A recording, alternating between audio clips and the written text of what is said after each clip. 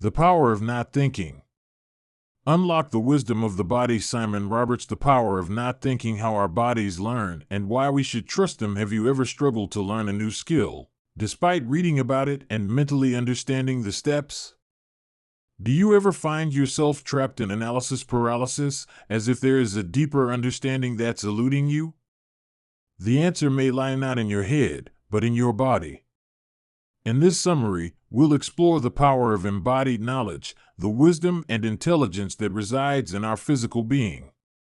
You'll discover how engaging your senses, honing your skills, and tuning into your bodily intuition is crucial to understanding and performance. Whether it's an athlete striving for peak performance or a business leader navigating complex markets, we'll see how important it is to immerse ourselves, look for unspoken cues, and adapt on the fly with grace and skill. So get ready to step out of your head and into your body, because your body is wiser than you know. Bodily wisdom. Picture a nondescript office building in Silicon Valley. Inside, a team of brilliant roboticists and machine learning engineers is grappling with a single challenge: teaching a machine to drive a car. This seemingly simple task, one millions of people perform daily, has proven to be a formidable obstacle in the quest for autonomous vehicles.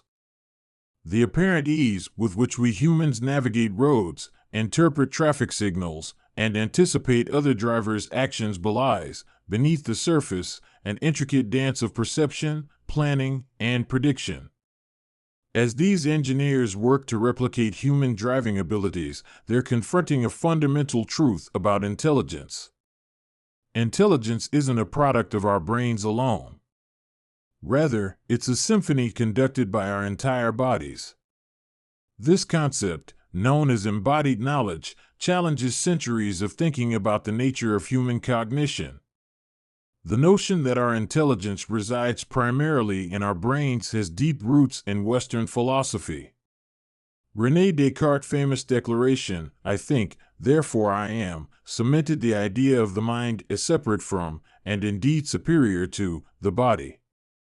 This philosophical view, called dualism, has permeated our understanding of intelligence for centuries. Beginning in the 20th century, it was reinforced by the advent of computers and the attractive analogy between computers and the brain. However, not only is this analogy a misleading one, it also carries an assumption within it that is misleading in its own way, a brain-centric notion of intelligence. The view of intelligence fails to account for the myriad ways our bodies inform our understanding of the world. When a martial artist anticipates an opponent's move, when a surfer reads the waves, or when a nurse detects a patient's distress before any monitor sends a signal, they're drawing on knowledge that resides not just in their minds, but also in their bodies. Consider the act of driving a car with manual transmission. A novice driver consciously processes each step. Clutch down, shift gear, accelerate gently, release clutch. But an experienced driver performs these actions fluidly, without conscious thought. The car becomes an extension of the body, with the driver instinctively responding to the hum of the engine, the feel of the road, and the movements of surrounding vehicles. This intuitive understanding, developed through repeated physical experience, exemplifies embodied knowledge. Embodied knowledge manifests in our ability to navigate complex social situations, our intuitive grasp of physical laws, and our capacity for empathy. It's the reason why virtual reality can induce genuine fear, why actors use physical techniques to access emotions, and why muscle memory is crucial in sports, music, and beyond. Embodied cognition doesn't negate the importance of our remarkable brains. Rather, it paints a more complete picture of human intelligence as an intricate interplay between mind and body, each informing and enhancing the other. This holistic view of intelligence offers new avenues for education, artificial intelligence development, and our understanding of human cognition. Pillars of embodiment: imagine a master chef in her kitchen, effortlessly switching between simmering pots and sizzling pans. Without consulting a recipe or measuring ingredients, she conducts a symphony of flavors, her hands moving with a grace that speaks of years of experience. This is embodied knowledge in action, a form of intelligence that resides not just in the mind, but in the very fiber of our being. Fundamentally, embodied knowledge is acquired through 5 interconnected processes: observation, practice, improvisation, empathy, and retention. Each of these elements contributes to a holistic form of understanding that goes beyond what can be learned from books or lectures alone. Let's look at each in turn. Observation, the first pillar of embodied knowledge, is more than just passive watching. It's an active engagement of many senses at once. Research into sensory integration reveals that our brains combine information from multiple senses to create a more accurate perception of our surroundings. This multisensory approach to learning allows for a deeper, more nuanced understanding than visual observation alone. Consider how a sommelier doesn't just look at wine, but swirls, sniffs, and tastes it, using their entire body to assess its quality. Or consider the remarkable skills of indigenous trackers in the Kalahari Desert who can read subtle signs in nature, like bent grass, disturbed pebbles, or the scent of soil to track animals across vast distances, a testament to the power of finely tuned observational skills. Practice, the second element, is where the body truly begins to internalize knowledge. Neuroimaging studies have demonstrated that repeated practice of a skill leads to increased myelination of relevant neural pathways, a process that enhances the speed and efficiency of transmitted signals. This biological change underpins the process of deliberate practice. Research shows that various fields require about 10,000 hours of practice to achieve mastery. It is through just this sort of dedicated repetition that our bodies learn to perform complex tasks with minimal conscious thought, freeing our minds to focus on higher-level aspects of performance. Improvisation, the third aspect of embodied knowledge, is where such knowledge truly shines.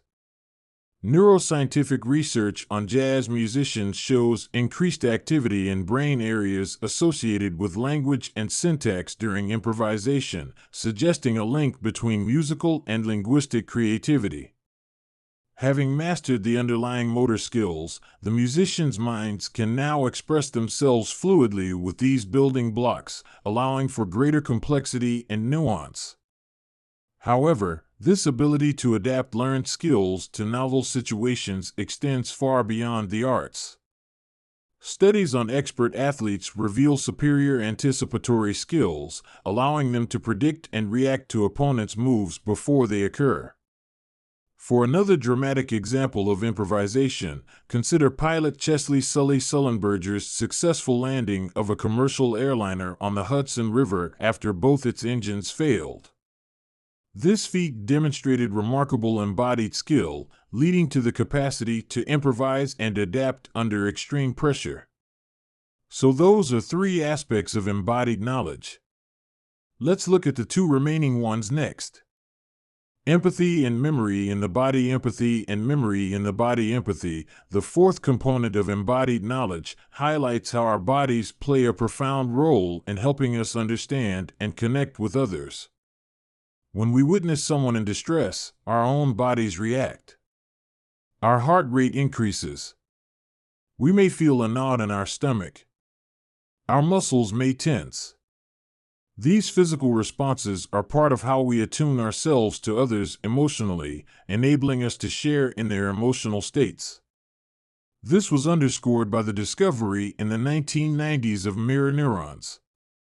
These specialized cells in the brain fire when we perform an action, but it turns out that they also fire when we observe the same action performed by others.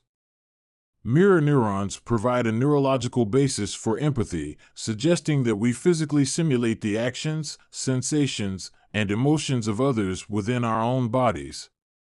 This internal mirroring enables us to gain a deeper, more intuitive understanding of others' experiences as we momentarily become the other person in a bodily sense. This bodily basis for empathy is vividly exemplified in the technique known as method acting, a style of performance in which actors deeply immerse themselves in their characters' experiences. Rather than simply portraying emotions through manipulating their external expressions, method actors strive to feel the emotions of their characters authentically. They engage in a form of embodied simulation, physically and emotionally aligning themselves with the character's inner world. This process requires going beyond merely intellectual understanding. Actors must draw on their own bodily memories, sensations, and emotions, effectively blurring the lines between their own identities and their characters. Through this physical and emotional immersion, method actors are able to deliver performances that resonate with authenticity and depth, demonstrating the intrinsic link between empathy and the body. Finally, retention speaks to how our bodies serve as repositories of memory. Research on procedural memory shows that skills like riding a bicycle are stored in different brain regions than declarative memories, explaining why physical skills can remain for decades even without any practice. The field of embodied cognition takes this farther, revealing that our physical states can influence our cognitive processes. For instance, studies show that people perform better on memory tasks when their body posture matches the emotional content of the memories, suggesting memory storage and retrieval have a physical component. This bodily aspect of memory is strikingly illustrated in stroke survivors who, despite losing the ability to speak, can often still sing familiar songs, demonstrating how deeply ingrained certain memories are in the body. Together, these 5 aspects of embodied knowledge, observation, practice, improvisation, empathy, and retention create a powerful, adaptable form of intelligence that is uniquely human. In an age when artificial intelligence and automation are rapidly advancing, recognizing and nurturing our embodied knowledge becomes increasingly relevant. It may represent forms of intelligence that machines, for all their computational power, struggle to replicate. Insights from the campfire picture a group of executives huddled around a campfire in a California national park, their wheelie suitcases incongruously propped against their tents. This wasn't a corporate retreat gone awry, but a deliberate strategy to understand their market in a profoundly new way. Welcome to the world of embodied knowledge in business. Traditionally, businesses have relied heavily on quantitative data, market reports, and abstract models to understand their consumers and markets. While these tools are valuable, they can often fall short in capturing the nuanced emotional aspects of consumer behavior. The embodied knowledge approach posits that true understanding comes not just from analyzing data, but from physically experiencing and immersing oneself in the world of the consumer. It's about trading boardroom presentations for real-world experiences that engage all the senses. The camping trip in question was taken by the leadership of Duracell, the battery company. Executives spent several days in the wilderness, experiencing firsthand the challenges faced by outdoor enthusiasts. They struggled with setting up tents in fading daylight, learned about the importance of proper clothing, and discovered the critical role of reliable lighting in the dark. As the temperature dropped and they huddled around the campfire, the executives gained insights that no market report could provide. They felt the anxiety of a faltering flashlight and understood viscerally why outdoor enthusiasts are passionate about their gear. In short, they developed a deeper understanding of what their target market needs and values. The result of this immersive experience was a highly successful advertising campaign featuring free climber Kevin Jorgensen ascending Yosemite's Dawn Wall at night.